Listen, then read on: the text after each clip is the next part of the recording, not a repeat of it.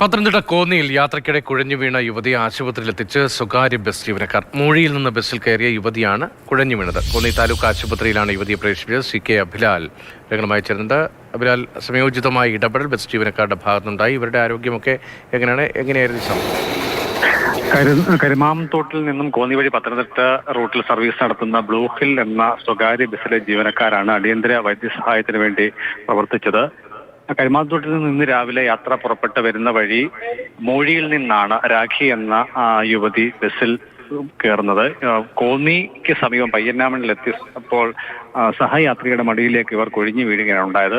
പിന്നീടുള്ള സ്റ്റോപ്പുകളിൽ എവിടെയും നിർത്താതെ വാഹനം അതിവേഗത്തിൽ കോന്നി താലൂക്ക് ആശുപത്രിയിൽ എത്തിക്കുകയായിരുന്നു. അങ്ങനെ ജീവനക്കാർ തന്നെയാണ് യുവതിയെ താങ്ങിയെടുത്ത് കാഷ്വാലിറ്റിയിലേക്ക് പ്രവേശിപ്പിച്ചത്.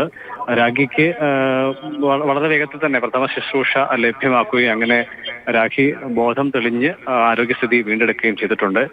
മറ്റ് ഇടങ്ങളിൽ ഇറങ്ങേണ്ട യാത്രക്കാർ പോലും ബസ് ജീവനക്കാരുടെ ഈ അടിയന്തര യാത്രയിൽ സഹകരിച്ചു എന്നുള്ളതാണ് ഏറെ സഹായകരമായ സാഹചര്യം സൃഷ്ടിച്ചത്. യുവതി ബസ്സിൽ കുഴഞ്ഞു വീണു. മൂഴിയിൽ നിന്ന് ബസ്സിൽ കയറിയ യുവതിയാണ് കുഴഞ്ഞു വീണത്. കോന്നി താലൂക്ക് ആശുപത്രിയിലാണ് യുവതിയെ പ്രവേശിപ്പിച്ചത്. ആരോഗ്യസ്ഥിതിയൊക്കെ മെച്ചപ്പെട്ടു. വീട്ടിലേക്ക് മടങ്ങിയോ?